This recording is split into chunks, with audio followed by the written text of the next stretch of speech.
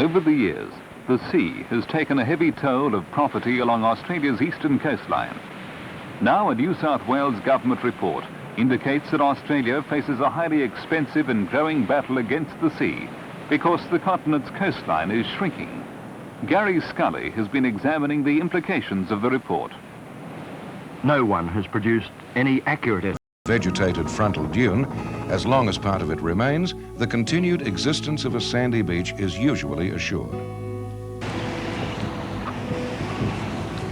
Under normal weather conditions, the waves bring the sand back into the beach, from where it blows inland to be captured by the vegetation, thus rebuilding the frontal dunes.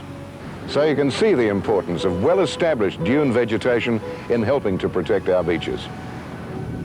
If there are no plants to trap the sand and stop it blowing away, the dune can't rebuild, and the beach loses this very important protective buffer. Realizing the need for scientific research into ways of preventing future erosion of our beaches, the Queensland Beach Protection Authority established the Sand Dune Research Station here on South Stradbroke Island. The site originally consisted of bare, wind-eroded dunes. The natural vegetation had been destroyed by more than 60 years of beef cattle grazing. The station is located on 55 hectares of sand dunes on the eastern side of the island. The site chosen provided an open coastal area large enough to enable field trials associated with sand dune research to be established and studied over a period of time.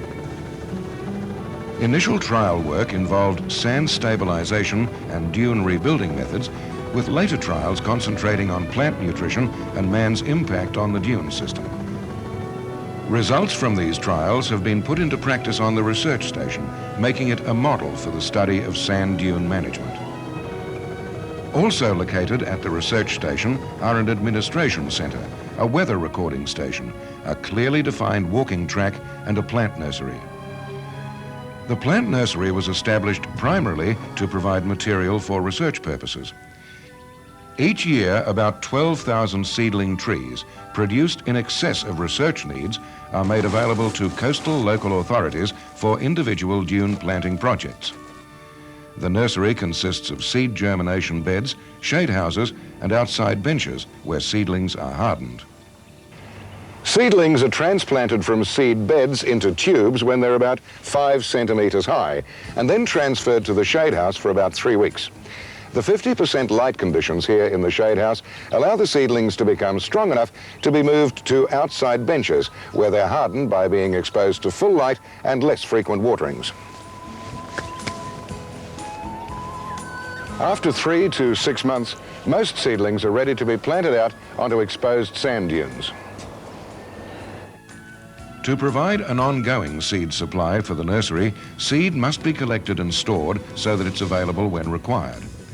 Newly ripened seed is collected only from mature, healthy trees, separated from dirt and trash, treated with fungicides and insecticides, and then stored in labelled airtight containers. The date of harvest, the species, and the weight of the seed are all recorded so that seed stock and the usefulness of remaining seeds can be determined.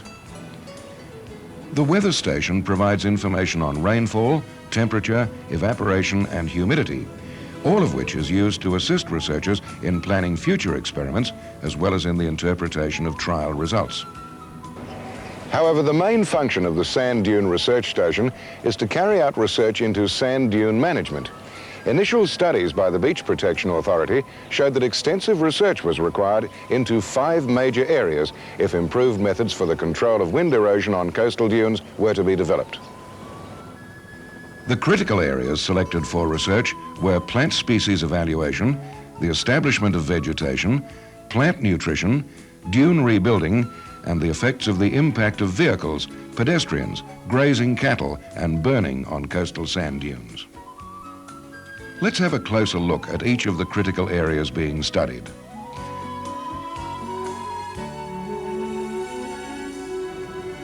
Dune vegetation is vital to the original formation and continued stability of coastal sand dunes. However, the coastal environment is too harsh for the proper development of most plants, and only those capable of withstanding strong winds, salt spray, sandblast, and sand inundation are able to establish themselves and successfully stabilize bare sand dunes.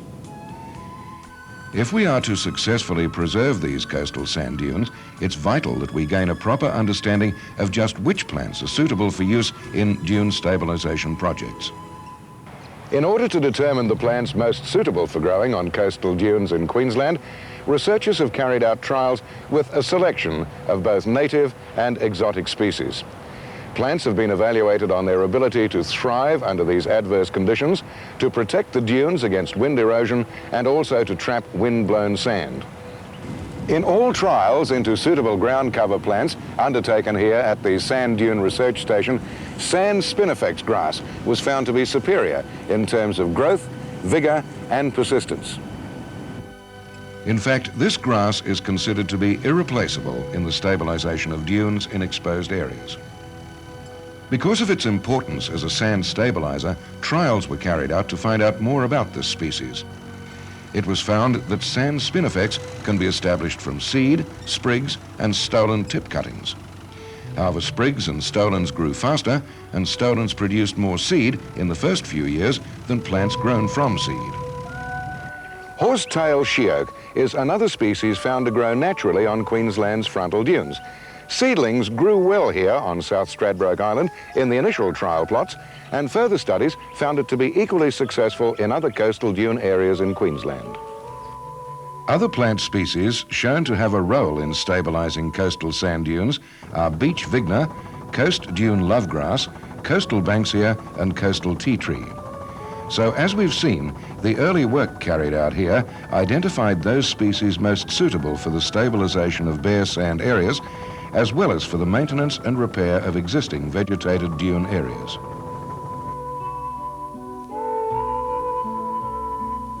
The next step was to find a way to provide optimum growing conditions for the selected species.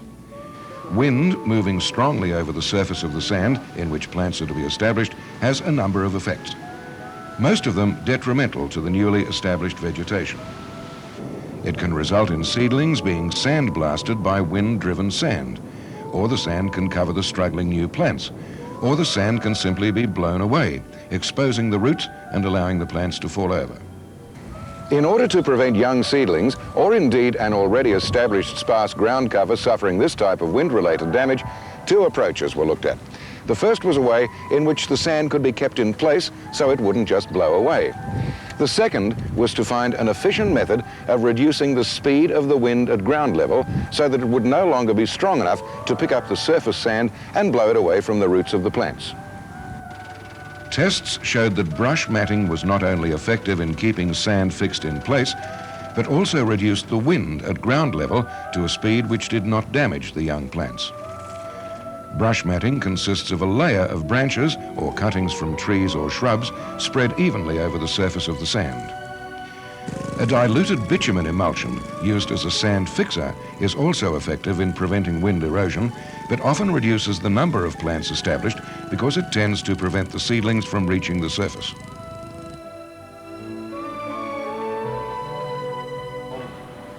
The next problem to be addressed by researchers was that of providing sufficient nutrients to establish strong young plants in the shortest possible time. The soils found in coastal sand dunes are low in plant food, consisting as they do mainly of silica, except in those areas where there's a concentration of shell or coral fragments. This is pure sand, except for the odd fragment of shell and perhaps a bit of broken down plant material. Sufficient amounts of nutrients in the proper balance are essential to the rapid growth and subsequent strength of all plant life. In order to determine the nutrient requirements of a range of plant species commonly found on coastal dunes, a series of fertilizer trials were carried out. The results from experiments on sand spinifex grass, coastal sheoak, banksia, and coastal tea tree showed that generally the addition of a nitrogen-based fertilizer improves the growth rate. Fertilizers containing phosphorus and potassium also assist in some cases. Nurse or cover crops, such as millet or cereal rye, are often planted to provide ground cover quickly, and trials showed that the addition of fertilizer was essential for optimum growth of both these species.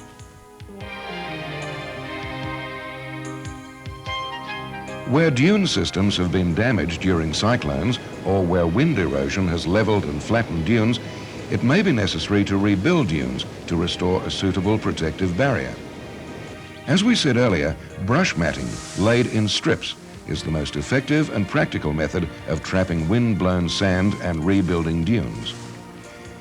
However, sand-trapping fences, such as these, can be made of brush, timber slats or plastic mesh, and can be used as an effective alternative when brush matting is unavailable.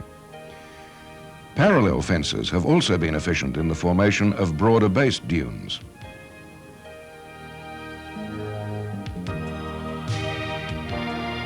More than 80% of Queensland's population lives within 75 kilometres of the coast. As both the resident population and number of tourists increases, so does the pressure on our beaches and dunes. Dune vegetation is easily damaged, even totally destroyed, by uncontrolled vehicle traffic, pedestrians, grazing animals and burning. Once dune vegetation has been destroyed, there's nothing to stop the wind erosion. Trials have been carried out here to determine the extent of damage caused by vehicles, pedestrians, grazing cattle and burning to dune vegetation. The recovery rate of dune areas after such impacts has also been monitored. The authority has applied the results of its research to stabilising and revegetating dunes on South Stradbroke Island and at trial areas elsewhere along the Queensland coastline. Visitors are welcome at the research station, and arrangements can be made by contacting the officer in charge of the station or contacting the Beach Protection Authority's Brisbane office. This walking track has been installed to guide visitors through those areas of the station where sand dune management techniques have been applied so that they can see for themselves the effectiveness of the techniques developed. Visitors are also able to see a wide range of dune protection works such as beach access tracks and pedestrian control fences and barriers. As a result of its sand dune research, the authority is in a sound position to provide practical advice on dune management problems to coastal local authorities, developers and other concerned parties. Research results are published in report form and are included in the various educational publications produced by the authority. The research program is continuing, and the results of both current and proposed trials will add to the knowledge already gained. The work carried out at the Beach Protection Authority's Sand Dune Research Station is helping to further improve the standard of coastal dune management throughout Queensland and to ensure that generations to come can walk along wide sandy beaches just like this one.